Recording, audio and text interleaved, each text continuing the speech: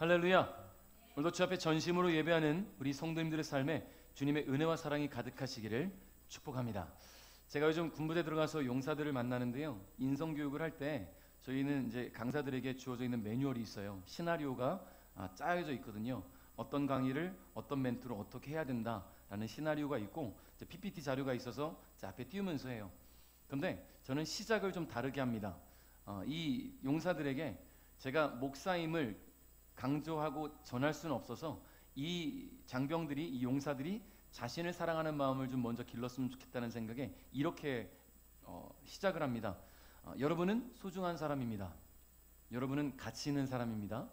여러분 나이가 되어서 군대 끌려온 게 아니라 여러분의 가치가 인정되어서 나라의 부름을 받고 온 것입니다. 그러니까 자신을 소중히 여기십시오. 자신을 존중하십시오. 자기를 소중히 여기고 존중하는 사람은 옆에 있는 전우를 소중히 여기고 존중할 수 있습니다. 서로 존중하면 군 생활이 지루하지 않고 따분한 시간이 아니라 즐겁고 유익한 시간이 될 겁니다. 멘트 멋있죠? 멋있지 않아요? 자, 지난 주간에 가르치는데 본부에서 교수님이 오셨어요. 저희 선배님이신데 뒤에 참관하시면서 자기 없다고 생각하고 하세요 라고 하시더라고요. 그리고는 제가 강의하는데 열심히 적어요. 막 적어요. 평가를 적은 게 아니라 제가 해온 이 메시지와 이런 시나리오들을 자기들이 갖고 있던 짜놨던 시나리오에 좀 첨가했으면 좋겠다고 막 수정을 하신 거예요. 지금 제 자랑하는 거예요. 제가 어디 가서 제 자랑 원래 안 하는데 저 너무 뿌듯했거든요. 왜냐하면 제가 이 용사들을 사랑하는 마음을 교수님이 뒤에서 보시고 느꼈다는 게, 그래서 시나리오를 좀 수정하시겠다고 하더라고요. 자, 여러분, 인성교육 강사로서입니다. 주어진 커리큘럼이 있고요. 시나리오를 가지고 용사들을 교육해야 되는데 저는 이 젊은 청년들이 다른 어떤 것보다 자기 자신을 좀 사랑하고 소중히 여기는 사람이 돼서 이 1년 6개월을 허비하지 않게 되기를 바라는 거예요. 그래서 이와 같은 메시지로 교육을 시작을 합니다. 근데 생각해 보니까요, 이 메시지가 이 젊은 용사들에게만 전해져서는 안 되는 것이더라고요. 오늘 이 자리에 함께 예배하기 위해 예배하게 모신 여러분, 우리 베델가족 모두에게 전하고픈 제 마음의 메시지였습니다. 그래서 오늘 저는 여러분에게 이 메시지로 말씀을 좀 열어갈까 합니다. 사랑하는 성도 여러분, 여러분은 소중한 사람입니다. 여러분은 가치 있는 사람입니다. 주님은 여러분이 얼마나 소중한 존재인지, 얼마나 가치 있는 존재인지 알고 계시기 때문에 여러분을 주님 전으로 초청하셨어요. 우연히 와서 앉아있는 게 아니라는 말이죠. 그러므로 여러분 자신이 주님을 사랑하고 소중히 여기는 만큼 여러분 자신도 소중히 여기십시오. 여러분 자신을 존중하십시오. 또 자신을 소중히 여기고 존중하는 만큼 옆에 계신 지체를 소중히 여기고 존중하시길 바랍니다. 그리스도의 사랑으로 서로 사랑하며 존중할 때 저와 여러분의 모습 속에서 하나님의 나라가 나타날 겁니다. 할렐루야. 여러분, 복음 아닙니까 이게? 다른 게 복음이 아니에요. 이게 복음이에요. 주님 사랑하는 우리가 나를 소중히 여기고 사랑하고 그 마음으로 내 지체를 사랑하고 주님을 사랑하는 것. 여러분, 오늘은 여성 목장 헌신 예배로 드리고 있어요. 우리는 매 주일 예배를 통해서 영의 양식을 먹고 또 여성 목장의 헌신으로 맛있는 육의 양식을 공급받았는데 주일 아침에 아주 이른 시간에 와서 땀 흘려 수고하는 그 모습들, 맛있는 식사를 준비해 주신 우리 여성 목장 여러분 너무나 감사하고요. 여러분들이 정말 소중하고 누구보다 가치 있는 분들이라는 말씀을 좀 드리고 싶었습니다. 자, 그러나 무더위와 폭염 때문에 이제 한 달가량은 좀 여성 목장에게 휴가를 드렸어요. 여러분, 제가 이런 휴가라는 말씀을 드리는 것도 참 부끄럽지요. 헌신하고 계신 분들이니까. 그럼에도 불구하고 또 여러분의 헌신이 필요하기에 한 달만 좀 쉬시면서 충전하시고, 그리고 이 충전하는 시간 동안에 더 예배를 집중하시기 바라겠고요. 헌신이 주님과 소통하는 시간이었음을 또 기억할 수 있는 시간이 되시기 바라겠고, 그리고 나를 더 소중히 여기면서 자신이 하나님의 사람인가를 돌아보는 그런 시간이 될 수 있기를 바라겠습니다. 자, 오늘 본문에 보니까요, 자신을 소중히 여긴 사람들이 나와요. 이 사람들 모두 여인들이었습니다. 성경은 이들을 슬로브앗의 딸이라고 소개합니다. 우리 1절을 한번 읽어볼까요? 다 같이 시작.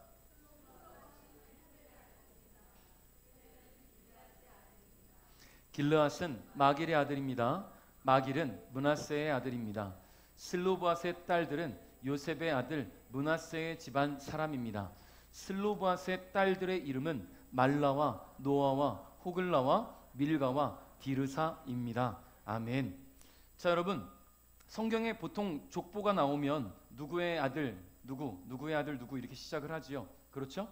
보통 아들의 이름들이 기록이 되어 있어요. 근데 오늘은 특별히 아주 특이하게도 딸들의 이름이 기록이 되어 있습니다.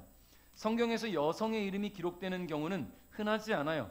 물론 여성의 이름들이 기록되어 있죠. 자, 특별한 위치에 있거나 어떤 사명을 감당한 여성이거나 후대에 그 신앙과 믿음이 기억되어야 할 여성들의 이름이 기록되어 있는 것 말고는 여성들의 이름을 명시하지는 않습니다. 근데 오늘 본문에는 슬로보앗의 딸들의 이름이 기록되어 있다라는 거예요. 말라와 노아와 호글라와 밀가와 디르사. 자, 이들의 이름이 기록되어 있다라는 것은 이들이 어떤 특별한 일을 해냈다라는 이야기겠죠.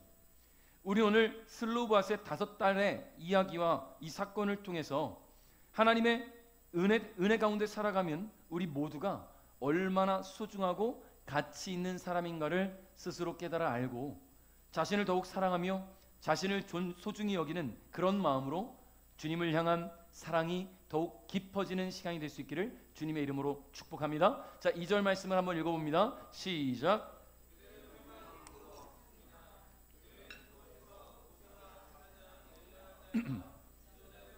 모든 백성 앞에 서서 말했습니다. 아멘. 자, 슬로보앗의 5딸 말라와 노아와 호글라, 밀가, 디르사. 여러분, 이 여성들이요 오늘 이스라엘 최고 지도자인 모세를 찾아갔어요. 왜? 도대체 무엇 때문에 여인들이 최고 지도자를 찾아갈 수밖에 없었을까? 여러분, 성경에서도 계속 말하지만 남성 아니고서는 그 당시엔 여성이 지도자를 찾아가는 일은 없어요. 불가능한 일이란 말이에요.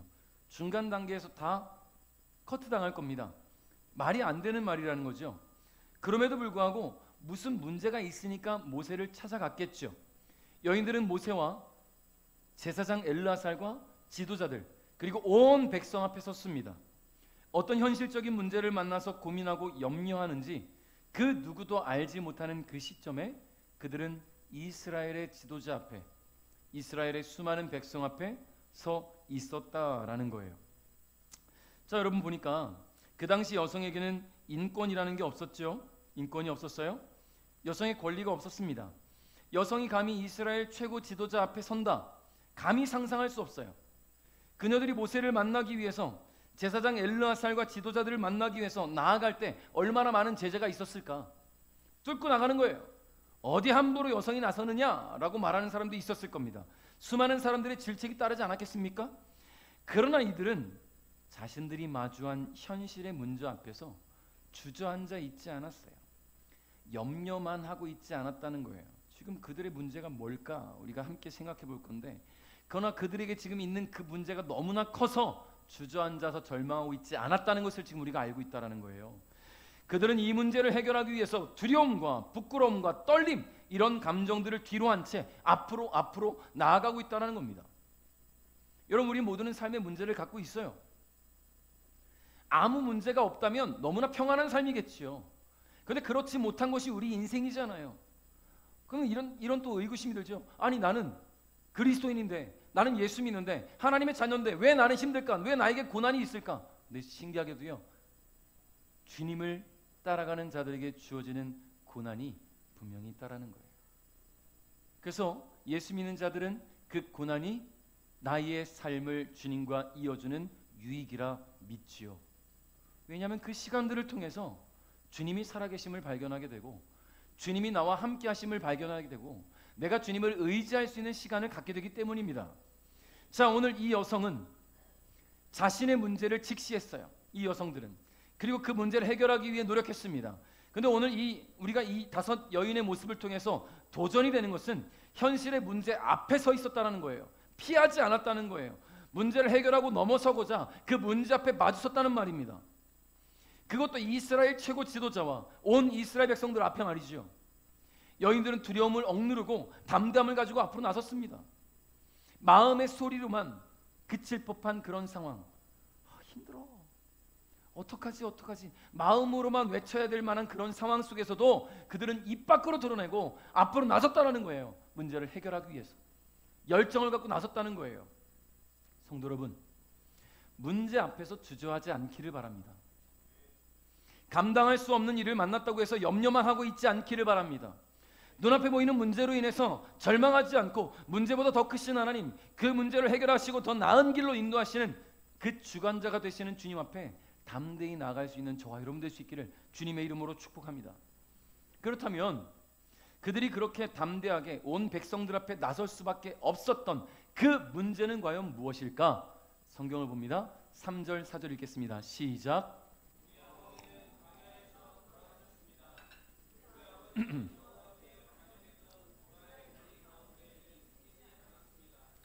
우리 아버지는 스스로 지으신 죄 때문에 돌아가셨습니다. 그런데 우리 아버지에게는 아들이 없었습니다. 어찌하여 우리 아버지에게 아들이 없다고 해서 그 이름이 집안에서 없어져 버릴 수 있습니까? 우리 아버지의 친척들에게 재산을 주실 때 우리에게도 재산을 주십시오. 아멘. 자, 여러분, 이스라엘의 출애굽 1세대가 광야를 방황하던 시기에 하나님을 원망하는 일들이 참 많았지요. 근데 그 가운데 큰 사건이 있었습니다. 고라의 반역 사건이 있었어요. 민수기 16장에 보면 고라라는 사람과 다단, 아비람, 그리고 온이라는 사람이 자신들을 따르는 250명을 모아서 모세에게 반역을 했어요. 모세를 향한 반역은요, 결국 여호와 하나님을 향한 반역이었습니다. 여호와 하나님은 그들의 반역하는 모습에 분노하셨고요, 하나님의 분노는 결국 그들이 서 있는 땅을 갈라지게 해서 고라와 그 따르는 무리들이 그 땅에 묻혀버리는, 산채로 묻혀버리는 그런 죽임을 당하게 하시는 일로 번져버렸습니다. 또한 여호와의 불이 내려와서 고라 편에 섰던 250명의 사람들을 죽이기도 했어요. 하나님께 반역하는 자들에게 하나님 그렇게 무섭게 진노하셨다라는 거예요. 그러니까 어떤 이들은요 그런 얘기를 해요. 기독교의 신, 분노의 신, 죽음의 신, 죽이는 신. 여러분, 그렇지 않아요. 그 당시 출애굽 당시에 하나님과의 관계를 볼 때는 그때는 필요했던 하나님의 징벌이었습니다. 지금 하나님 우리를 죽이시지 않아요. 살리시는 분이시죠. 구원하시는 분이시죠. 하나님 우리의 문제를 아시고 회복시키시는 분이시죠. 죽이시는 분이 아닙니다. 누군가 혹시 이런 제가 지금 드린 말씀처럼 그런 이야기를 접근한다면 아니야, 하나님은 살리시는 하나님이야 라고 말씀하세요. 하나님이 살리시는 분입니다. 사랑의 하나님이십니다. 성경의 이야기를 통해서 죽이는 하나님, 질투의 하나님, 분노의 하나님, 무서운 하나님, 그런 하나님은 그런 하나님의 내재된 성품들을 가지고도 우리를 사랑하시며 살리시는 분임을 우리는 알고 경험하고 살아가고 있잖아요. 여러분, 그런데 이 출애굽 1세대였던 5 여인의 아버지 슬로브앗도 광야에서 죽었단 말이에요. 근데 이 여인들은 아버지 슬로브앗이 여호와 하나님께 반역했던 그 고라의 무리 가운데 있지 않았습니다. 우리 아버지는 자기 죄 때문에 죽은 것이지 반역해서 죽은 사람이 아닙니다. 여러분, 지금 5 여인은요 아버지가 반역에 가담하지 않은 사람이라고 확신합니다. 그리고 그 이야기를 전하고 있어요. 왜 그럴까요? 지금 여인들은 자신의 아버지가 죽음으로 말미암아 감당할 수 없는 문제를 만났습니다. 그게 뭡니까? 기업을 받지 못하게 됐어요. 재산을 받지 못하게 됐단 말이에요. 만일 아버지의 죽음이 반역과 연관이 있다면 이 문제는 더욱 해결할 수 없을, 걷잡을 수 없는 문제로 발전할 수 있겠지요. 근데 분명히 기억하는 것은 우리 아버지는 자기 죄로 죽었습니다. 반역한 게 아닙니다. 자, 그러면 도대체 아버지의 죽음과 그들이 마주한 문제에 어떤 상관관계가 있을까요? 당시 이스라엘은요 제2차 인구조사를 통해서 각 지파, 각 가정마다 그 수에 따라서 재산을 나눠줬어요.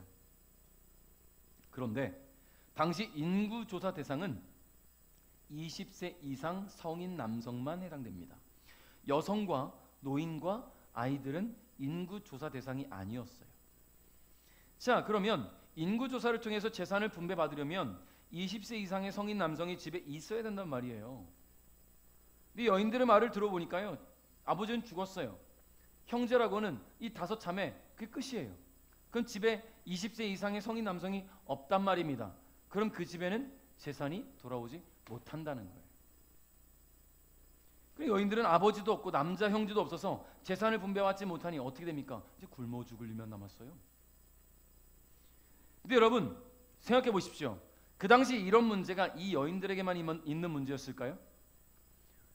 이스라엘에 출애굽한 인구가 성인 남성만 60만이에요. 여인과 아이들과 노인까지 하면 대략 200만이라고 이야기하잖아요. 그 200만 중에 이 5명만의 문제였겠냔 말이에요. 아니잖아요. 수많은 여성 가정들이 있었을 거예요. 성인 남성이 없는, 형제가 없는, 아버지가 돌아가신 그런 여성들만 이루어져 있는 가정들이 분명히 있었을 거예요. 심지어 노인과 아이들만 있는 가정도 있지 않았겠습니까? 그러면 그 가정들은 먹고 살 일이 없어서 죽어야 되는 거예요. 그런데 그동안 이 인구조사를 했을 때 모든 여인들이 그래 우리 운명이지, 받아들여야지 어쩌겠나, 이게 지금 우리의 삶인데, 우리의 처지인데, 우리의 위치인데, 우리의 형편인데 받아들여야 되지 어쩌겠나 라고 생각했다라는 거예요. 그런데 오늘 슬로보아서 5딸들은 다른 여인들과 같은 길을 택하지 않았습니다. 슬로보아서 딸들은 내가 이렇게 개죽음 당할 수 없어, 나는 소중한 사람이야, 나도 하나님이 창조하신 사람이잖아, 나는 가치 있는 사람인데 내가 형제가 없어서, 남자가 없어서, 아버지가 없어서 이렇게 개죽음 당하라고? 아니야, 난 살 가치가 있는 사람이야, 하나님 나를 그렇게 창조하셨어, 이런 자신감이 있었어요. 그저 세상의 기준과 가치에 따라 순리만을 따르며 그렇게 포기하고 살기를 바라지 않았습니다. 아버지는 죽었지만 자신들은 살아있잖아요. 산 사람은 살아야지요. 또한 삶을 살아가야 합니다. 그렇게 살아가기 위해서는 생존권을 사수해야지.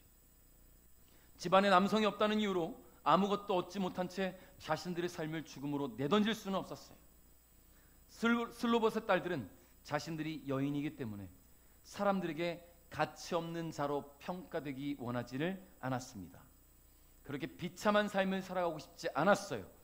여인들은 자신들 역시 하나님의 은혜 가운데 애굽을 나온 하나님의 사람이라는 확고한 믿음이 있었기 때문에 자신을 더욱 소중히 여겼고 자신들이 가치 있는 존재라 여겼으며 그 가치를 증명하기 위해 두려움을 내려놓고 세상의 편견과 가치 기준 앞에서 당당히 선 거예요.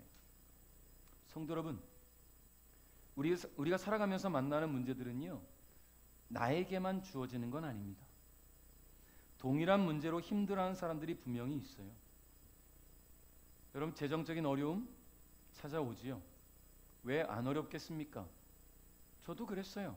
부교육자 생활하면서 참 힘든 시간을 많이 보냈습니다. 단칸방에 반지하 살면서 곰팡이와 함께 살아보기도 했고요. 자다가 팔이 근질어서 눈 떠보니 바퀴벌레가 제 팔 위로 기어가는 적도 있었어요. 왜 안 힘들었겠습니까? 그러나 하나님이 나를 사랑하는 마음 변함없어요. 그런 형편에 있어도, 재정적으로 어려워도, 건강이 좀 안 좋아도 하나님 나를 사랑하시지 않는 게 아니에요. 그 시간들을 통해서 하나님을 더 의지할 수 있는, 하나님을 더 바라볼 수 있는, 하나님과 끈끈해질 수 있는 하나님의 계기를 주시는 거예요.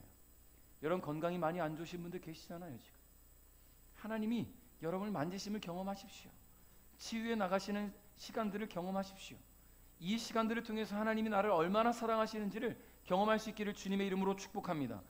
똑같은 형편과 똑같은 상황을 마주했어도 어떤 이들은 그 시간을 통해서 하나님을 만나는데 어떤 이들은 그 시간을 통해서 하나님을 피해갑니다. 어떤 이들은 하나님을 나를 사랑하시는다고 발견하는데 어떤 이들은 하나님을 나를 버리셨다고 생각을 해요. 동일한 상황인데 왜 그렇습니까? 우리의 믿음이 흔들리고 있다는 거예요. 여러분, 이 여인들은 주저앉지 않았어요. 동일한 문제가 있었어도.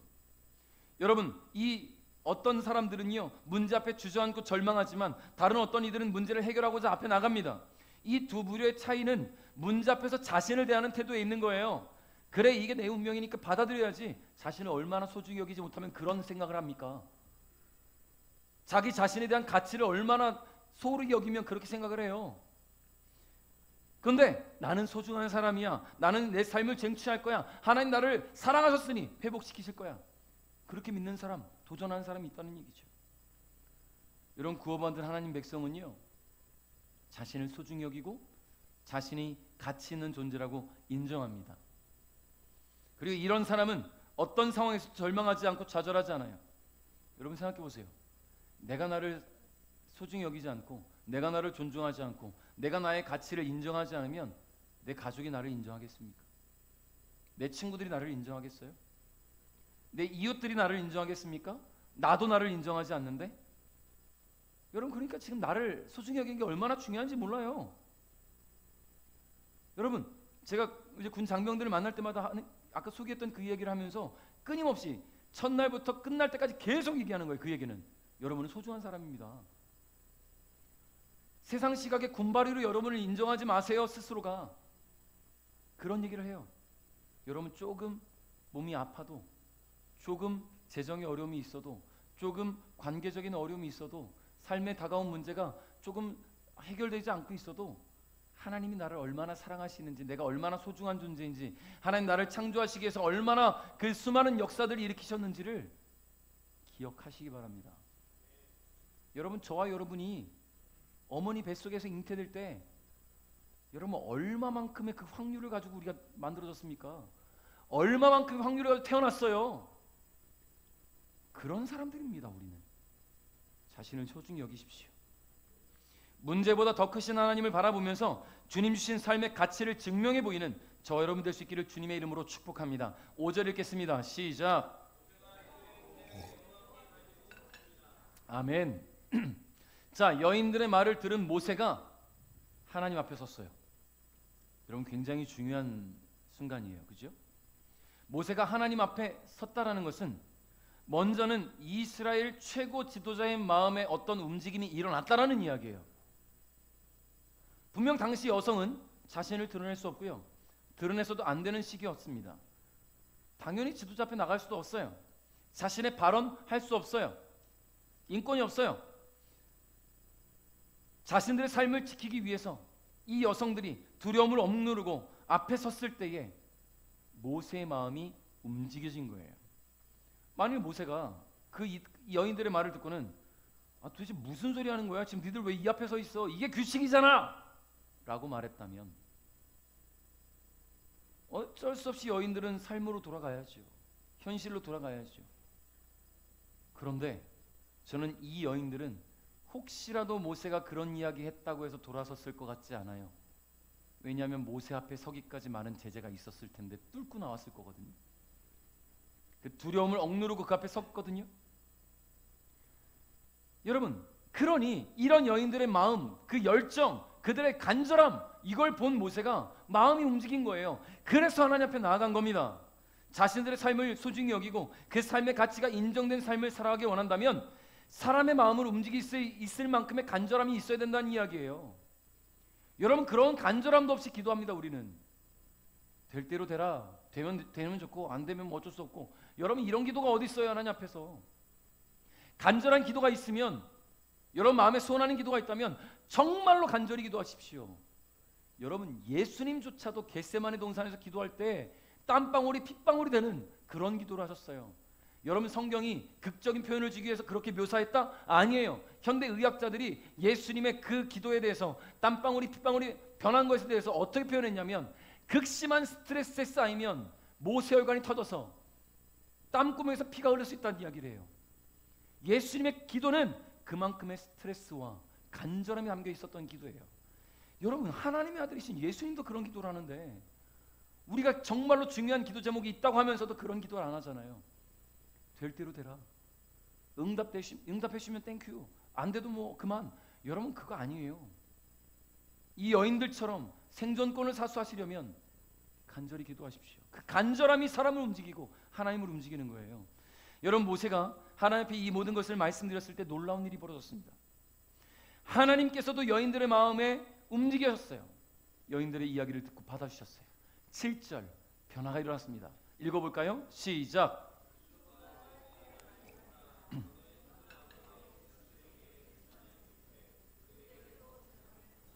아멘. 할렐루야. 할렐루야. 역사가 일어난 거예요. 역사가. 하나님께서 여인들의 말을 들으시고는 그들에게 돌아갈 재산을 나눠줘라 말씀하셨어요.